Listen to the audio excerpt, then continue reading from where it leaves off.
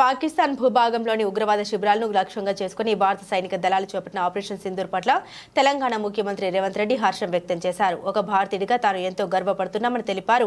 ఈ కీలక సమయంలో దేశ ప్రజలందరూ ఏకతాటిపై నిలిచి జాతీయ ఐక్యతను ప్రదర్శించాలని పిలుపునిచ్చారు. ఈ మేరకు ముఖ్యమంత్రి తన అధికారిక ఎక్స్ ఖాతాలో జై హింద్ అంటూ తన స్పందన తెలియజేశారు. ఆపరేషన్ సింధూర్ పరిణామాల నేపథ్యంలో రాష్ట్రంలో ఎటువంటి అవాంఛనీయ సంఘటన జరగకుండా ముందస్తు జాగ్రత్త చర్యలు చేపట్టాలని అన్ని ప్రభుత్వ విభాగాలను రేవంత్ రెడ్డి అప్రమత్తం చేశారు. ఈ మేరకు ఉన్నతాధికారులకు కీలక ఆదేశాలు జారీ చేసినట్లు సమాచారం. ఈ రోజు సాయంత్రం రాష్ట్రంలో నిర్వహించ తలపెట్టిన మాక్ డ్రిల్ కార్యక్రమాన్ని కూడా ఆయన స్వయంగా పర్యవేక్షించనున్నారు.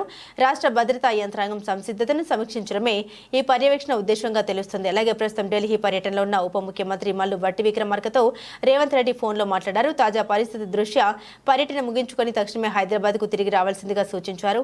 రాష్ట్రంలో నెలకొన్న పరిస్థితిని ఎప్పటికప్పుడు సమీక్షించేందుకు ఈ నిర్ణయం తీసుకున్నట్టు తెలుస్తోంది. భారత సైన్యం చేపట్టిన ఈ సాహసోపేత చర్య దేశవ్యాప్తంగా ప్రశంసలు అందుకుంటున్న వేళ రాష్ట్ర ప్రభుత్వం కూడా అప్రమత్తంగా వ్యవహరిస్తూ తగిన చర్యలు చేపడుతుంది.